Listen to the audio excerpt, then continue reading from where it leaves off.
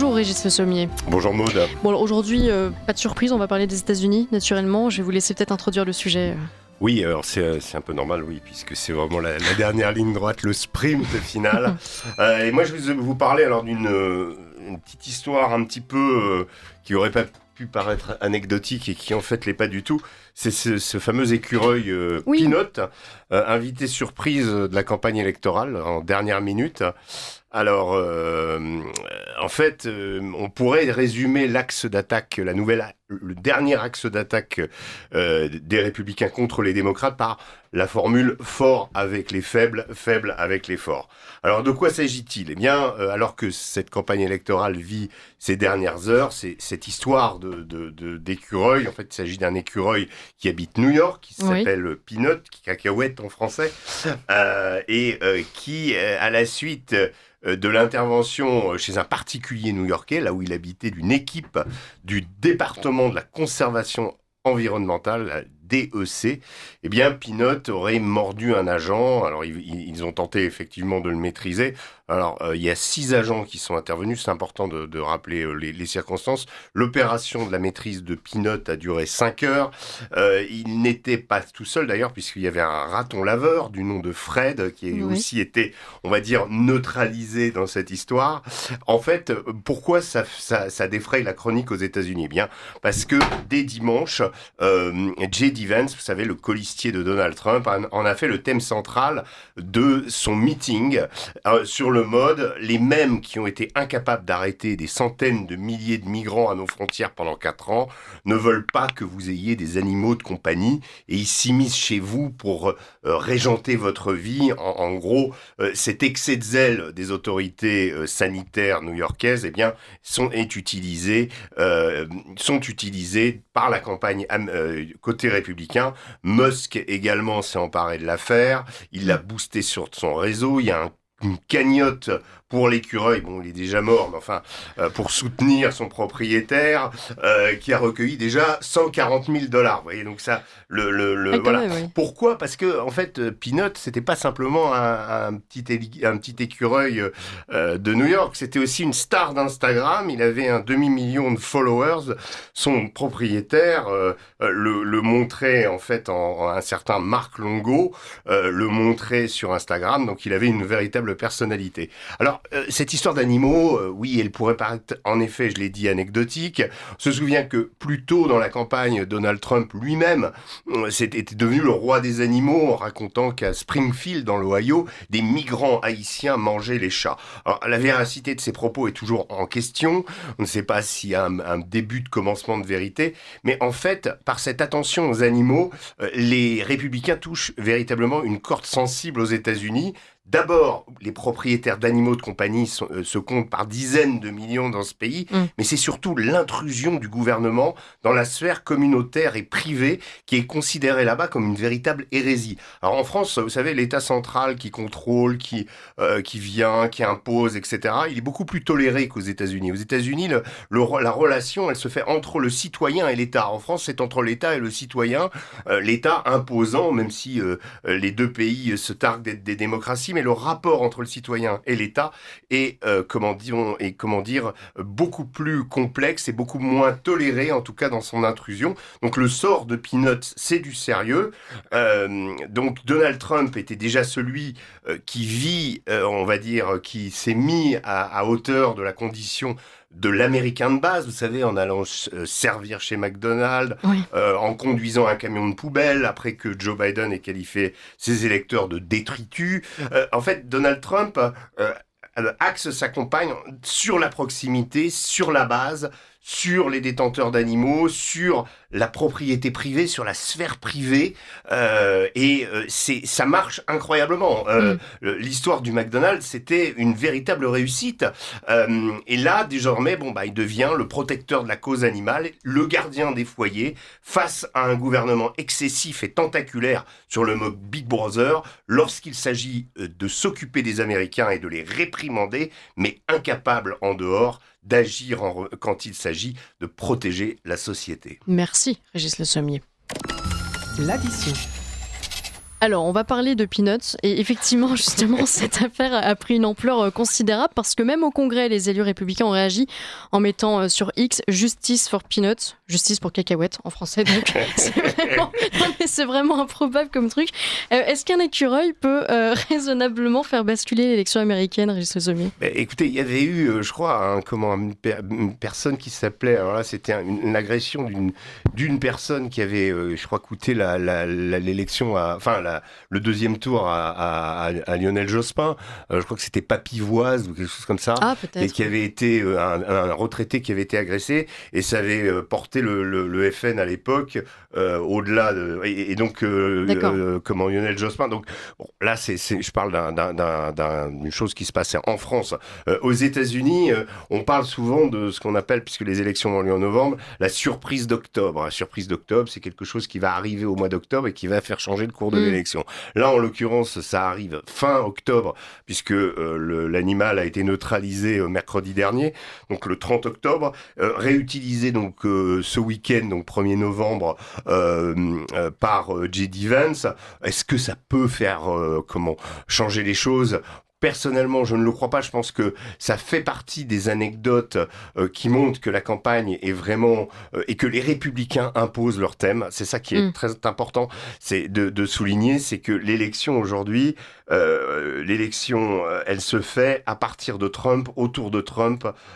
Tout ce que, en fait, la star, c'est Trump. Et autour de Trump gravitent des personnages qui viennent l'aider, que ce soit J.D. Vance, que ce soit Elon Musk, que ce soit Tulsi Gabbard. Il y a un certain nombre, Tucker Carlson également, Joe Rogan avec son podcast auquel Donald Trump a consacré du temps, qui a attiré près de 15 millions de viewers, donc c'est considérable. Et donc on remarque en fait que Donald Trump fait cet exercice dans lequel il est excellent, c'est-à-dire qu'il est central et tout s'articule autour de lui. À côté de ça, le problème qu'a sa concurrente, Kamala Harris, c'est que elle n'est pas la personnalité ni le charisme de Donald Trump. Elle est mal à l'aise en interview, donc elle se prête à l'exercice de l'interview, mais dans des modes convenus, et je dirais presque des modes d'autrefois, c'est-à-dire l'interview à Time Magazine, à un média ami, ou à CNN avec Dana Bash, qui est une militante démocrate connue, journaliste, mais qui va évidemment accompagner, faire en sorte que la candidate apparaisse bien à l'écran. Bien, tout ça fait que le camp démocrate, lui, est placé, à mon sens, dans le sens du passé. Or, le camp républicain, en revanche, avec la question de l'alerte sur les problèmes de santé émise par Robert Kennedy Jr., qui est le premier peut-être dans l'histoire américaine à vouloir vraiment prendre à bras-le-corps les problèmes de toxicomanie, les problèmes d'addiction et également les problèmes d'obésité, donc la santé des Américains. Vous savez, il en a même fait un slogan, Make America Healthy Again.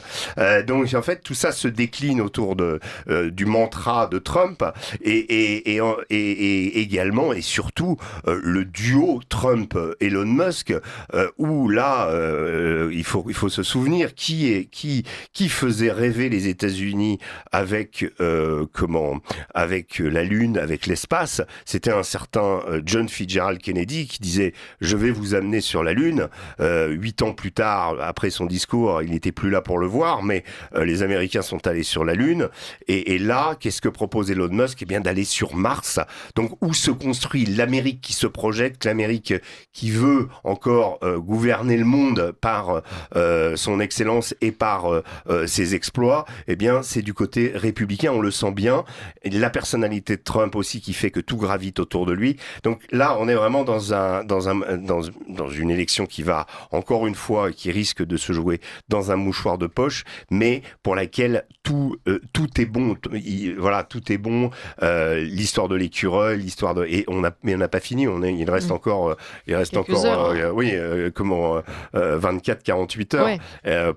Encore faut-il, on n'est même pas sûr de savoir s'il y aura un vainqueur mercredi matin, mais tant c'est serré, mais en tout cas tout est bon à être utilisé et on va voir quoi. Lise Le Dutreuil.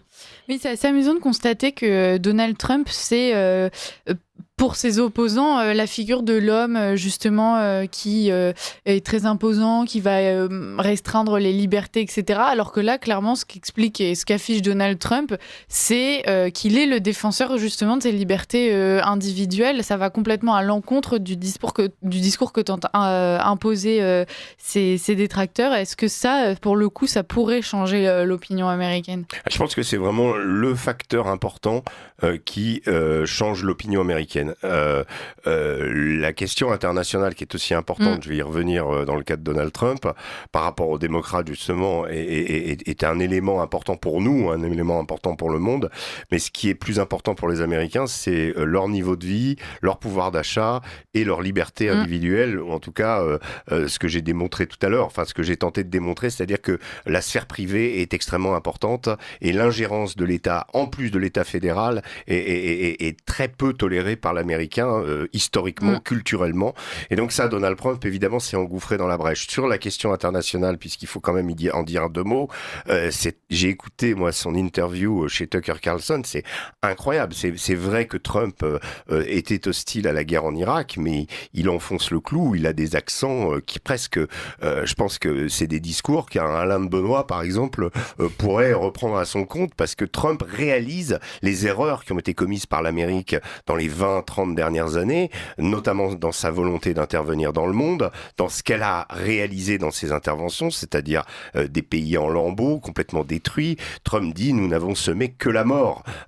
Pour qu'un candidat, peut-être futur président, qui a déjà été président des États-Unis, donc président et peut-être à nouveau président des États-Unis, dise ça aujourd'hui, ça veut dire que s'il est élu, il faut s'attendre effectivement à un changement radical au niveau de l'approche internationale des États-Unis. Alors, tout va pas être remis en cause du jour au lendemain, mais pour ce qui est de la guerre en Ukraine, en tout cas, il va y avoir une tentative effectivement d'aller vers des négociations. Et pour le Moyen-Orient, il faut pas oublier que même si la situation est extrêmement compliquée, Joe Biden et Anthony Blinken se sont complètement discrédités dans cette affaire, puisque même si on suit le côté palestinien ou le côté israélien, ils ont mécontenté tout le monde.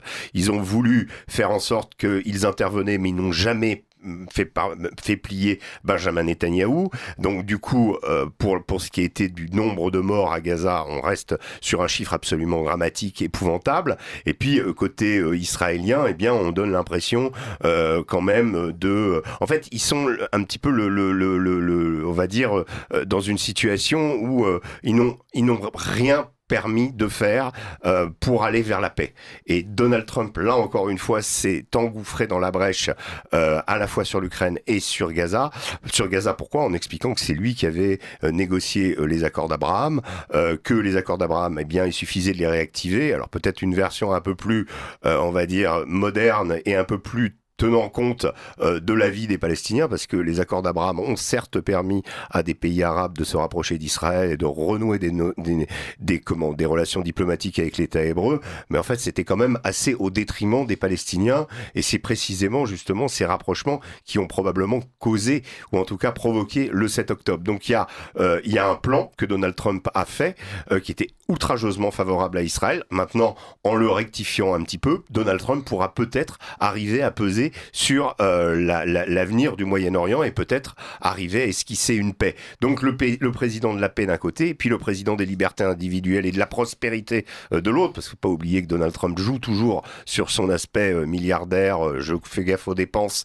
D'ailleurs, Elon Musk va être, si Donald Trump est élu, mandaté dans un rôle particulier d'assainir les finances américaines, de contrôler les dépenses, notamment les dépenses publiques faites par les démocrates en particulier. Et donc, on arrive vers une équation qui, à la fois en politique intérieure et en politique internationale, va donner quelque chose de nouveau. On parlait tout à l'heure avec la députée européenne Pascal Pirat de l'intérêt de l'Union européenne vis-à-vis de cette élection américaine.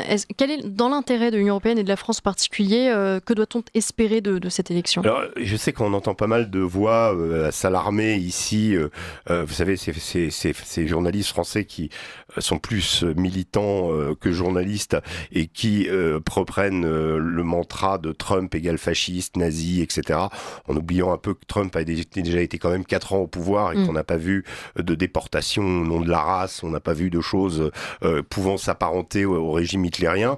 Donc ça, c'est vraiment l'argument utilisé, l'argument facile, ce qu'on appelle le reductio ad Hitlerum, qui tue le débat et empêche quiconque de dire bah oui, de toute façon c'est Hitler, donc il faut s'en débarrasser. Limite, si les types qui avaient tenté d'attenter à sa vie avaient pu réussir, ce serait un bienfait pour l'humanité. C'est en gros tout ça qui est derrière ces propos. Mais la réalité, c'est que ce soit que Harris soit élu ou que Trump soit élu, de toute façon, la situation est catastrophique pour l'Europe, pour la France. Depuis la guerre en Ukraine, c'est pas Donald Trump qui a ordonné ou qui est derrière, d'une façon ou d'une autre, le plasticage de Nord Stream. Nord Stream a été un véritable game changer, si on a eu un dans cette guerre en Ukraine, c'est-à-dire que les États-Unis ont obtenu, ont atteint leurs objectifs, c'est-à-dire de couper l'Allemagne du gaz bon marché venu de Russie et de remettre l'Allemagne, d'abord de la plonger dans une crise économique grave, mais en plus de la remettre dans le giron. Et on est revenu à une véritable vassalisation de l'Europe. Et ça, c'est pas Donald Trump qui l'a fait. Oui. Alors, Donald Trump n'accentuera pas ou ne modifiera sans doute pas ces rapports entre l'Europe et les États-Unis, puisque les États-Unis sont aujourd'hui bien ancrés dans un intérêt pour la zone Indo-Pacifique, pour l'Extrême-Orient, pour la Chine en particulier, et que l'Europe, pour eux, est l'Europe est revenue dans le giron des États-Unis. Avec le gaz russe, ils pouvaient, et le marché européen, on pouvait esquisser une formidable machine de guerre qui aurait été une concurrente pour les États-Unis. La concurrence n'existe plus, elle a été, je dirais, tuée dans l'œuf. Voilà. Lise Lutz. Oui, Régis Le Sommier, vous êtes en train de travailler justement sur cette notion de diable et de diabolisation de certaines personnalités. Ça devient une stratégie politique. Est-ce que vous pensez justement que quand Donald Trump affiche cette figure de volonté de paix, en tout cas, quand il s'affiche pour la défense des écureuils, quand il s'affiche en train de servir des frites au McDonald's, est-ce qu'il arrive justement à contrecarrer cette stratégie de dédiabolisation, ou bien est-ce que de toute façon, une fois qu'elle est en place, c'est indémontable? Alors, c'est en effet un vrai... Donc, je consacre dans mon prochain livre qui va s'intituler « Qui est le diable ?», qui sortira au mois de janvier aux éditions Max Milo. Je suis un petit peu dessus. Et voilà, je me permets. Non, je suis revenu sur la personnalité de Trump parce que elle me paraît extrêmement intéressante. Le personnage n'est pas nouveau dans la sphère médiatique et économique américaine à partir de... Et je me suis rendu compte en détricotant la plotte et en revenant en arrière, en regardant un petit peu ce qu'il y avait aux origines, que Donald Trump, au départ, était un personnage qui a toujours été un petit peu sulfureux, mais à la new-yorkaise. C'était un personnage donc extrêmement médiatique, qui a toujours vécu largement, et c'était la personnalité du milliardaire. Mais la personnalité du milliardaire dans les années 80-90, nous on avait ça chez nous, on avait Bernard Tapie, mais chez nous il n'y en avait qu'un. Aux États-Unis, les milliardaires qui se font connaître parce qu'ils épousent des top modèles, parce qu'ils divorcent, etc. Il y en a plein. Donald Trump n'était pas le seul, mais c'était on va dire, l'incarnation un petit peu du milliardaire new-yorkais. Et à l'époque, figurez-vous, pour la question de la notion du diable, il n'était pas du tout considéré comme un personnage diabolique. Il donnait d'ailleurs de l'argent aussi bien aux républicains qu'aux démocrates.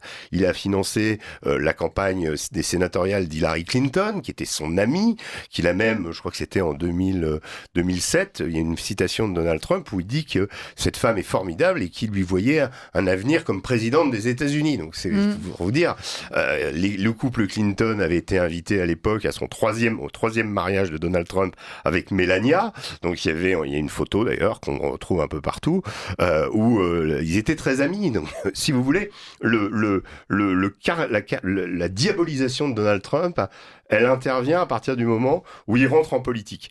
Quand il rentre en politique, en fait, son côté atypique ne correspond pas à ce que souhaite l'establishment, tout simplement. C'est d'ailleurs le déni de démocratie, il n'est pas du côté de Donald Trump, il est que pour qu'un candidat soit éligible aux États-Unis et ailleurs, il faut qu'il passe à travers un certain nombre de critères, sinon il est populiste, sinon il est à la marge. Et il y en a plein, hein, des Rand Paul, des gens, un petit peu, même Robert Kennedy Jr., qu'on va dire, oui, Robert Kennedy Jr., il est pas tout à fait, oui, il est anti-vax. Quand vous savez, c'est un peu, les termes sont très intéressants parce que c'est un peu comme chez nous quand on parle de Vincent Bolloré en disant qu'il a eu un succès, on dit toujours l'homme d'affaires français. Et quand, par contre, on veut le dénigrer, on dira le milliardaire breton.